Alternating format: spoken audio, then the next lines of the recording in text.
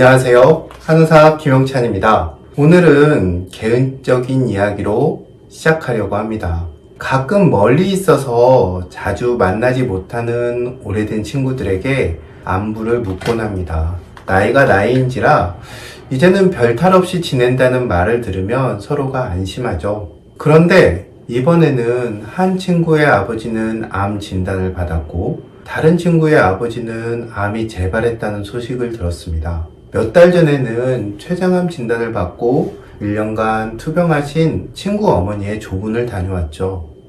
서로가 공유한 시간과 추억의 양 때문일까요? 오랜 친구들의 소식은 진료실에서 만나는 환자와는 조금은 다른 느낌으로 다가옵니다. 우리나라 국민이 기대 여명인 83세까지 살 경우 암에 걸릴 확률은 35.5%라고 합니다. 10명 중에 3명이나 4명은 걸리는 셈이죠. 통계만 놓고 보면 내가 아니더라도 가족이나 친한 친구 중에 암으로 고생하는 사람이 없다면 매우 운이 좋고 그것만으로도 행복의 확률이 조금은 커질 것 같습니다. 암 발생의 증가는 장수시대에 드리워진 어두운 단면 중 하나일지도 모릅니다. 저부터도 그렇겠지만 암 진단을 받으면 우리는 일단 멘붕에 빠집니다. 이제는 흔해진 병이고 생존율 또한 높아지고 있다고 하지만 암이란 병명이 가진 힘이 너무도 강력하기 때문이죠. 한 연구자료에 따르면 진단을 받는 순간 남은 생명 에너지의 절반 정도가 소진된다고 하니까 진단만으로도 엄청난 타격인 셈입니다. 그래서일까요? 많은 분들이 진단을 받은 순간부터 하루라도 빨리 병을 치료하기 위해 서두르기 시작합니다. 믿기지 않아 다른 병원에서 검사를 받기도 하고 유명하다는 병원과 의사를 찾고 여기서도 희망이 보이지 않으면 지푸라기라도 잡는 심정으로 민간의 비법을 찾아 헤매기도 합니다. 죽음에 가까운 질병일수록 그 시장 또한 치밀하게 형성되어 있어서 자칫 잘못하면 이 과정에서 병은 물론 남은 인생도 무너지기가 쉽습니다. 이런 노력에도 불구하고 일정 수준 이상 진행된 암에서 평범한 일상으로 완벽하게 돌아온 경우는 매우 드문 것이 현실이고요. 이럴 때면 만병의 황제란 타이틀은 쉽게 얻어지는 것이 아니라는 것을 실감하게 됩니다. 그런데 암은 종류나 상황에 따라 조금씩 다르지만 그렇게 급하게 서둘러야 하는 병은 아닙니다. 패시티의 경우 0.5mm 정도도 가능하지만 일반적으로 진단이 가능한 암의 크기인 1cm 정도가 되었을 때 암세포는 약 30번 정도의 세포 분열을 마친 상태로 그 속에는 1700만 개 정도의 암세포가 있다고 합니다. 암은 크기가 약 0.06cm일 때부터 전이를 시작하니까 진단을 받았을 때 전이 확률은 약 50% 정도라고 합니다. 그리고 이런 상황이 되기까지 걸리는 시간은 약 10년 정도가 걸리고요. 어떻게 보면 대다수의 암은 천천히 진행되어 축적된 일종의 만성질환이라고 할 수 있습니다. 즉, 조금 시간을 갖고 치료에 뛰어들어도 늦지 않다는 말이죠. 지난번 인용했던 와인버그 박사는 다음과 같이 말합니다.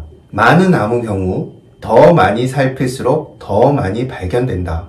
통계는 과거에 많은 암들이 진단되지 않은 채로 증상이 없이 지나쳐졌다는 것을 보여주며 이들은 특히 유방암과 전립선암과 같은 호발암의 발생률 증가에 가장 큰 몫에 기여를 했다. 이런 통계들은 많은 암에 있어서 실제로 치료를 필요로 하는 암들의 숫자가 얼마나 큰지 우리가 제대로 인식하지 못하고 있다는 것을 나타낸다. 데이터는 또한 많은 암 생물학자들이나 임상종양학자들의 생각 속에 깊이 박힌 양성적인 신생물이 빠르든 늦든 언젠가 매우 나쁜 종양으로 발전할 위험이 있다는 그런 견해가 위험하다는 것을 보여준다.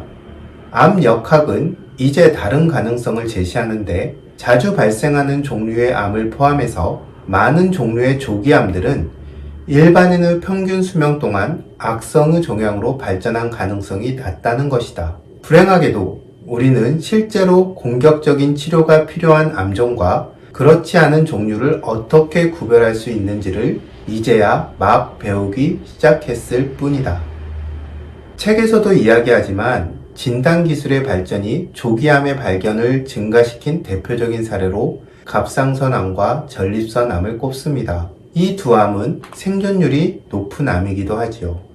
어쩌면 우리는 가만두어도 죽을 때까지 큰 불편함 없는 암을 발견해서 공격적으로 치료하고 있는지도 모릅니다. 속담에 아는 것이 병이 된다는 게 아마도 이런 경우일 것입니다. 물론 암 진단을 받고 막연히 괜찮을 거야 라고 생각하며 살아서는 안 되겠지요. 아마 그럴 수 있는 사람은 강심장의 사람도 거의 없을 것입니다.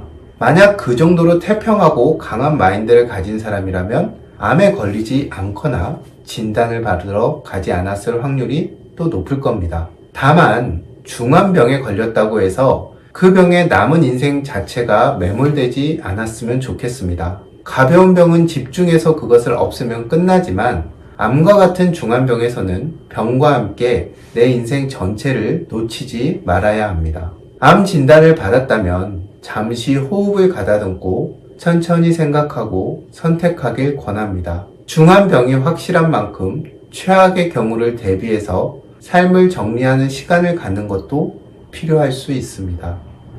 자신의 병에 대해 공부하고 다양한 전문가들과 최신의 연구 결과를 취합해 스스로 생각해서 후회가 없는 방법을 선택하면 좋겠습니다. 허둥지둥 병에 쫓겨서 그 안에 갇히기보다는 스스로 선택한 인생의 여정에서 병을 다루는 것이 우리가 할 수 있는 가장 존엄한 방식이라고 생각합니다. 통계상으로는 서로 안부와 위로를 전한 저를 포함한 친구들 4명 중 어쩌면 1명 정도는 암에 걸릴 것입니다. 피하거나 외면하고 싶고 불길한 소리이긴 하지만 이것은 엄연한 현실이죠. 지금 이렇게 말하고 있는 저 자신도 그 순간이 왔을 때 어떤 선택을 할지는 모를 일입니다. 그런 의미에서 오늘 나눈 이야기는 저 스스로 하는 다짐이기도 합니다. 경청해 주셔서 감사합니다.